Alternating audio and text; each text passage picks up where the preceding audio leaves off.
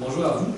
Je nous présente, nous sommes les associés LMN, en fait Laurent Conti, Maxime Paradis et moi-même, Michael Dumont. Aujourd'hui, nous allons aborder les questions de rétention et d'attraction de personnel au niveau des CVDR de Petro-Canada. Je vais passer maintenant la parole à mon collègue Maxime pour la prochaine diapositive. Oui, donc on y va avec une citation de Peter Drucker. Donc, la raison d'être d'une entreprise est de permettre à des personnes ordinaires de réaliser quelque chose d'extraordinaire. On aime beaucoup cette citation-là parce que ça nous permet de nous positionner par rapport à ce que l'entreprise peut permettre de faire pour des employés, donc leur permettre de réaliser des choses et finalement ce que l'entreprise peut faire pour les accompagner.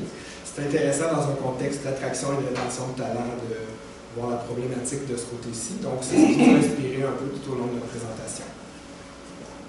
Alors, je vais tout de suite enchaîner avec le plan de la présentation. Donc, nous allons d'abord revenir brièvement sur Petro-Canada, donc l'entreprise en tant que telle. Par la suite, nous allons vous présenter la problématique que vous nous avez imposée, ainsi que le mandat que vous nous avez donné. Et puis, par la suite, nous pourrons vous présenter notre plan d'attraction. Le plan de rétention également, nous allons vous le présenter sous les formes, un plan d'attraction sous les formes de 5P, ainsi que la conclusion. Premièrement, on parle de Petro-Canada. En fait, c'est une entreprise canadienne qui comporte présentement 1600 établissements au Canada, subdivisés sous des concessionnaires aux ventes aux détails régionaux, donc CVDR, qui comportent entre 10 et 14 établissements chacun. Si on y va en termes de problématiques, ce qu'on a soulevé dans le cas pour notre présentation, tout d'abord, il y a le taux de roulement qui était élevé. Donc, on parlait d'un 100 à 120 %. Ensuite, on a un taux de candidature pertinente qui est plutôt faible par rapport à ce qu'on souhaiterait avoir.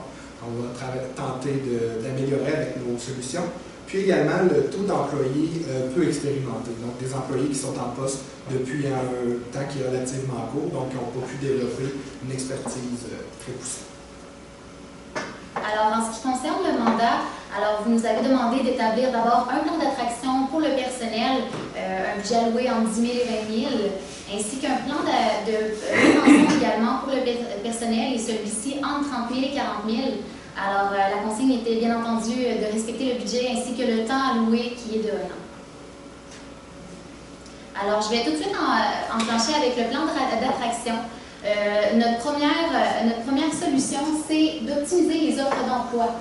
Alors, on parle ici, nous avons lu les offres d'emploi que vous avez déposées, et puis nous pensons que des verbes d'action pour dynamiser un petit peu l'offre d'emploi pourraient être bien. Également, d'alléger un petit peu le contenu en tant que tel. Également, une description des tâches qui est plus claire. Donc, c'est vraiment ce que l'employé recherche en premier, c'est ce que l'employé veut savoir, les tâches qu'il va effectuer. Alors, peut-être de c'est un petit peu plus clair.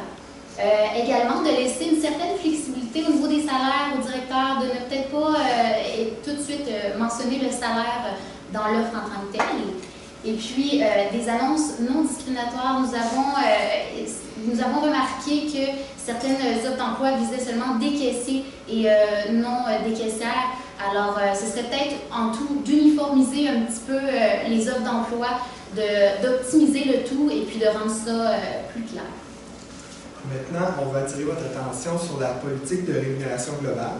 Donc, selon la documentation que vous nous avez remise, on a vu votre position par rapport au marché. On se situe dans la moyenne.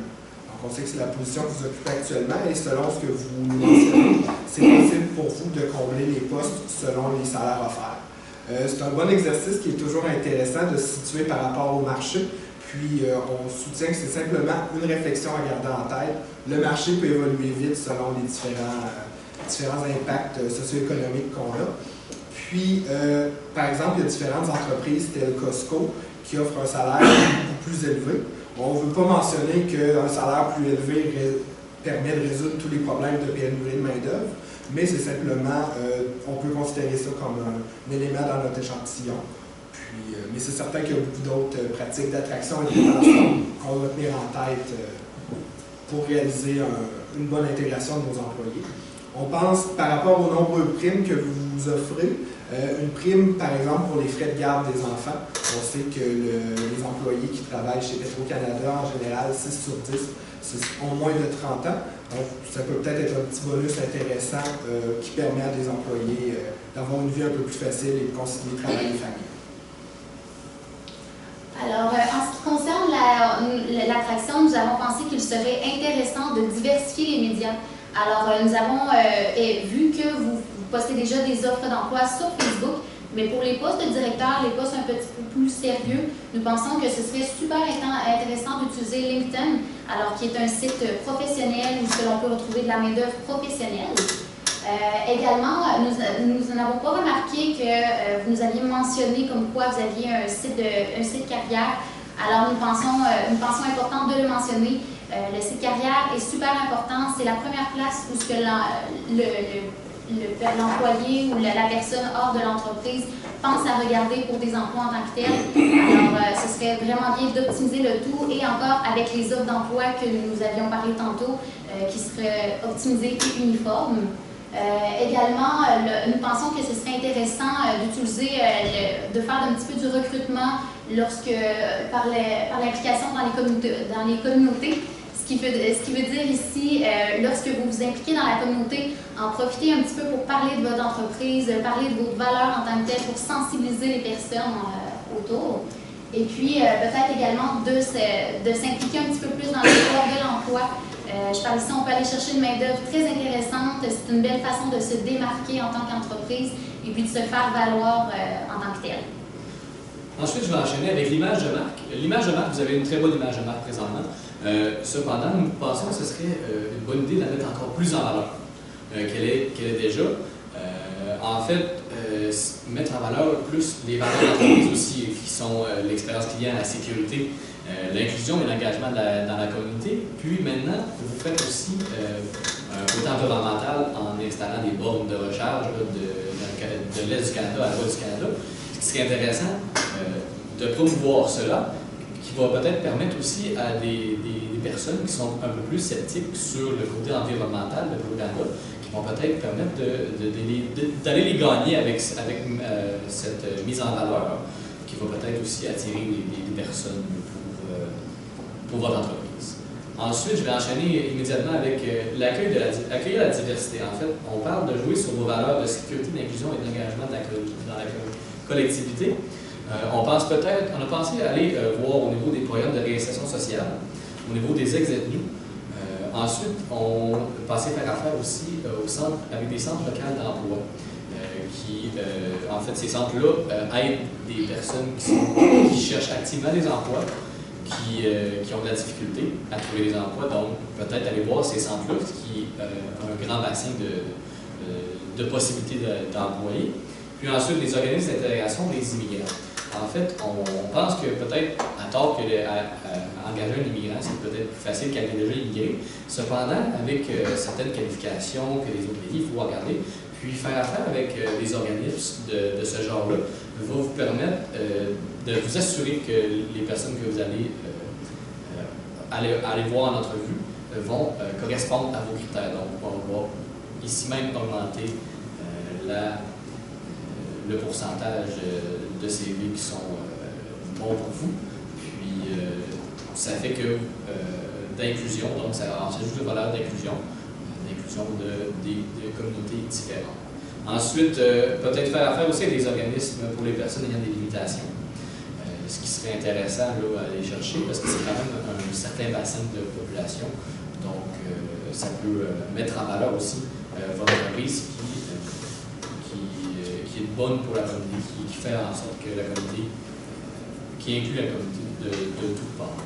Ensuite, peut-être aussi aller vérifier au niveau des travailleurs d'expérience. Donc, on parle des retraités qui pourraient peut-être vous donner certaines tâches, peut-être pas à temps plein, mais à temps partiel, ce qui comblerait les besoins là, que vous avez présentement.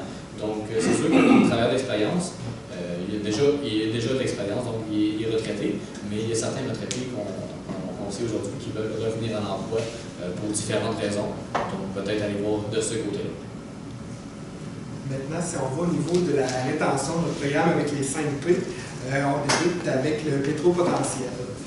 Pour nous, ce qu'on trouve intéressant, c'est une possibilité d'offrir des bourses à des employés qui ont un potentiel, qui souhaitent poursuivre des études plus poussées que le secondaire, par exemple.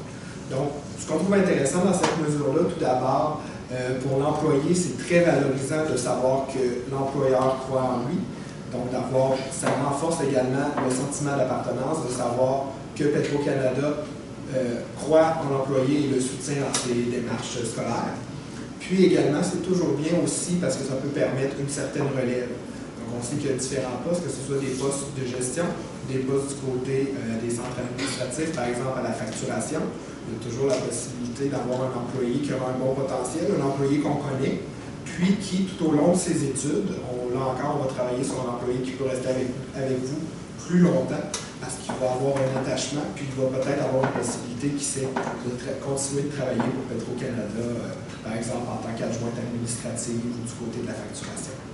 Alors, le deuxième point du plan de rétention, il se trouve que c'est le Petro-point de vue.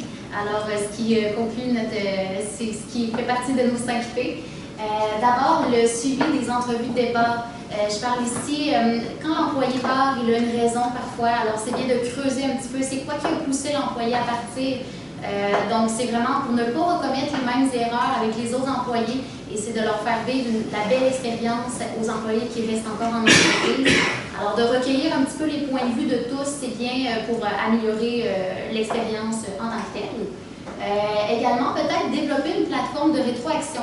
On parle ici d'une plateforme où les employés vont pouvoir s'exprimer de façon anonyme, s'ils le veulent ou pas. Et puis, les gestionnaires vont avoir accès à cette rétroaction. Alors, ils vont pouvoir, avec les commentaires des employés de plancher, ils vont pouvoir s'améliorer et puis rendre l'entreprise florissante. Donc, en fait, on va encourager la rétroaction en effectuant des tirages. Pour en fait augmenter le taux de réponse des sondages, pour ne pas que les employés se disent « Ah, cette semaine, je n'ai pas besoin de répondre à ce sondage », et bien d'encourager un petit peu les employés à donner leur opinion, puis à faire de leur entreprise une entreprise où ils veulent rester. Alors ça, c'est une belle façon de mobiliser et de motiver les employés en entreprise. Puis également, une analyse des résultats à la fin. C'est bien important, en fait, de ne pas laisser ces résultats passer sous terre et puis de les laisser comme ça. Il faut vraiment les analyser. Il faut vraiment savoir ce qui fait en sorte que le taux de roulement est aussi élevé. C'est justement l'analyse de ces résultats qui pourrait faire en sorte que votre entreprise pourrait peut-être être plus florissante au niveau de la rétention. Ensuite, nous allons avec le Petro Participation. En fait, on pensait avec des activités entre directeurs seulement. Ici, on fait déjà des activités en directeur et employé pour souder l'équipe, mais des activités en directeur, ça pourrait souder l'équipe de direction qui va permettre peut-être aussi d'aider à régler certains problèmes. Donc, parce qu'on s'entend que oui, on parle de la pluie et de beau temps dans ces activités-là, mais on peut parler aussi des problèmes, puis avoir des oreilles externes qui vont pouvoir peut-être vous aider à régler les problèmes. Donc, des activités en directeur seulement pourrait être une initiative là, pour la rétention des directeurs. Ensuite, pour ce qui est de l'activité en directeur et employé, c'est vraiment bien ce que vous faites présentement. Peut-être d'en faire 1 ou 2 de plus par année, ce qui ferait que les employés seraient vraiment motivés, là, parce que veut pas, c'est quand même un bonus qu'on donne aux employés si on fait cette activité-là. Donc, ça fait que les employés restent motivés au travail parce qu'ils disent « Ah, on va faire une activité, ça va être le fun. » Puis ensuite, on pourrait aussi mettre à contribution certains employés pour organiser ces activités-là. Donc, ça les mobilise encore plus. Ça leur fait un sentiment d'appartenance à l'entreprise. Donc, eux vont dire « Ah, c'est le fun, l'entreprise me fait confiance. Donc, pourquoi j'irai ailleurs? » Donc, ça va faire un bonus pour votre rétention personnelle en même temps, puis un bonus pour l'employé qui va peut-être découvrir une passion pour organiser des événements, puis peut-être aussi plus tard monter en grade dans l'entreprise pour organiser certains événements. Donc maintenant, si on va avec le Petro-Partage, on le sait, selon votre système de client mystère, ça vous permet de soulever certains employés qui ont vraiment des comportements en termes de service à la clientèle qui sont excellents. Donc, on sait qu'il y a des employés qui ont des bonnes pratiques. Ce qu'on voudrait vous proposer, ce serait de partager ces pratiques-là. Donc, un employé qui serait identifié, qui aurait des bonnes pratiques, qui peut par exemple avoir une solution très simple à une problématique qui est courante parce que lui l'applique dans son milieu de travail. C'est une solution qui pourrait gagner à être partagée avec d'autres succursales, finalement. Et ça pourrait être un gain pour toute l'entreprise. Puis, ce qui est important aussi pour l'employé, ça lui permet de se sentir valorisé. Donc, cet employé-là à qui, par exemple, on pourrait lui permettre d'aller partager son expertise. On peut parler d'une expertise qu'il a développée peut-être depuis peu, mais il y a certains employés, on le sait, qui ont un talent, qui sont des naturels, comme on dit. Donc, ils pourraient le partager à différentes succursales. Par contre, on sait très bien qu'un employé peut être très bon, mais il va avoir le niveau de communication qu'on va devoir développer. Donc, c'est certain qu'une formation qui va devoir être offerte à ce niveau-là, puis qu'il y a un soutien qui va être apporté, parce que c'est pas simplement de prendre un employé pour lui dire aujourd'hui tu vas travailler à la succursale de Beauport. Ça va être vraiment de regarder avec lui, bon, bien, la façon dont on va vous présenter votre solution que vous avez apportée, de quelle façon ça peut aider l'entreprise, de quelle façon ça peut faciliter le travail de l'employé. Puis également, on va avoir un plan de suivi, parce que c'est toujours beau de mettre des belles choses en pratique, mais si au final, on oublie ça, puis dans 10 mois, on n'en parle plus, il n'y a pas eu de gain, puis c'est simplement une perte de temps et d'argent pour l'entreprise. Donc, cette belle solution-là, on aimerait ça qu'elle puisse rester et contribuer à votre entreprise. Alors, ce qui conclut la finalité du plan des 5 P de la rétention, c'est bien entendu le Petro-Performance. Alors, comme Michael l'a mentionné tantôt, des rencontres entre directeurs, mais également pour mentionner les problèmes parfois que certains directeurs ont dans les entreprises, peut-être de partager ces problèmes, de trouver des solutions entre eux, de partager l'information pour se rendre compte que parfois le problème qui occure dans une succursale est peut-être le même qui occure dans une autre succursale. Alors, c'est vraiment d'aller chercher un petit peu les solutions de tous. Également, le droit à la déconnexion. Ça peut paraître assez flou comme ça, mais le droit à la déconnexion des appels d'urgence. En fait, les directeurs eux-mêmes ont le droit à des congés, parfois sont sous le stress de recevoir des appels à tout moment d'urgence. Alors, c'est pour ça que nous vous proposons une rotation des directeurs, donc c'est un directeur de garde, pour les problèmes un petit peu communs, parfois des problèmes de caisse, des problèmes en tant que tels dans le magasin.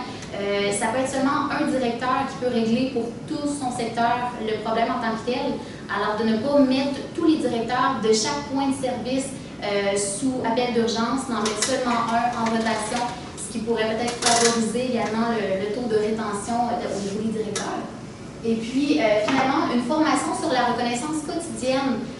On parle ici de la reconnaissance quotidienne, pas seulement un bonus au gala, pas seulement une récompense à la fin, mais vraiment un petit tapage dans le dos, un petit remerciement, merci, vous avez bien fait ça. Peut-être de sensibiliser vraiment les directeurs sur ce point. Parfois, l'employé ne pense pas attendre au gala avant de recevoir une reconnaissance. Alors, c'est bien de le faire quotidiennement pour que celui-ci se sente valorisé et également motivé. Alors, Maxime va terminer avec la conclusion. Donc, pour conclure, si on fait un petit retour sur notre citation de début, donc on sait que pour la rétention et pour l'attraction, il faut travailler avec les employés, il faut qu'ils se sentent valorisés, il faut qu'ils se sentent heureux. Donc, ce qu'on souhaite vous avoir présenté dans notre présentation est des moyens qui pourraient permettre à ces employés de se sentir un peu plus extraordinaires et de bien vivre les valeurs de Petro-Canada. Merci beaucoup de votre écoute, puis on est prêt maintenant pour vos questions. J'ai une question concernant l'affichage de poste. Pourquoi pas afficher le salaire? En fait, ce qu'on se disait, c'est que peut-être un employé, pas un employé, mais une personne qui regarde un affichage de poste peut voir en fait un salaire qui, peut-être, dans sa tête, est plus bas de ce qu'il se pensait. Donc, n'appliquera peut-être pas. Donc, c'est pour ça qu'on veut laisser peut-être une flexibilité à l'entreprise pour expliquer pourquoi il va donner un salaire, puis ça va permettre aussi d'attirer plusieurs CV. Donc, c'est ça, comme je vous dis, peut-être qu'un employé, une personne qui va regarder un salaire à 14 $, moi je pense que peut-être j'avais prévu peut-être 15. C'est peut-être pour ça qu'il n'y appliquera pas. Donc, c'est juste de ne pas mentionner le salaire sur l'affichage de poste pour que celui-ci applique, puis ensuite lui expliquer pourquoi on donne 14 $, puis ça va peut-être permettre d'attirer plusieurs personnes. La prime de frais de garde, comment vous voyez que ça fonctionne? Comment le tout fonctionnerait? C'est certain, ça pourrait être quelque chose à regarder selon des statistiques. On voit ça un peu comme un petit boni, donc il y a déjà le beau panier d'offres d'avantages sociaux, on a le salaire dans la rémunération globale. Ça peut être le petit chou qu'on met sur le dessus. Donc, ça peut être bien, on donne un prix, ça pourrait être une prime qui serait offerte. Ce serait de considérer également tout ce qui se ferait en frais de garde également par rapport au programme du gouvernement que les employés peuvent bénéficier. Puis, ce serait finalement de permettre à ces employés-là d'avoir un petit plus. Donc, c'est certain que ce serait arbitraire, ce serait un montant qui pourrait être à déterminer selon chaque mois, par exemple. Donc, selon le budget alloué. Donc, un poste qui viendrait sur la paye qui serait pas horaire, qui serait... C'est ça. OK. Il pourrait y avoir, pardonnez-moi, exemple, un nombre d'heures minimum qui serait alloué pour qu'un employé puisse bénéficier de cet avantage-là. Parfait. Merci.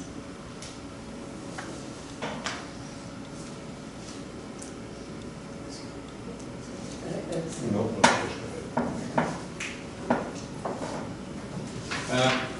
droit à la déconnexion,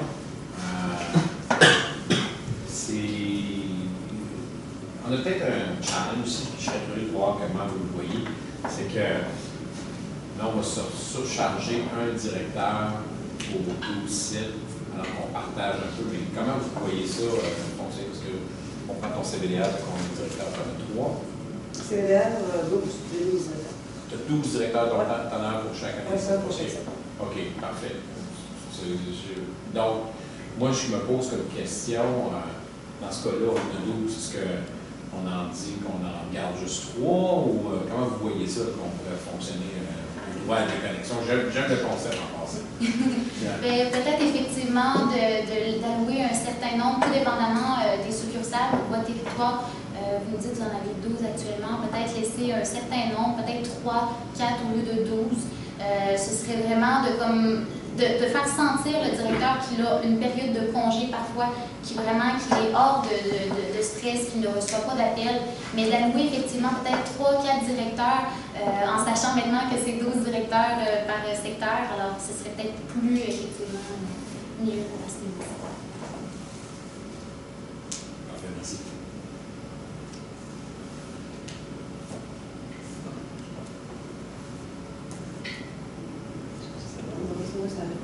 Non, merci. Merci.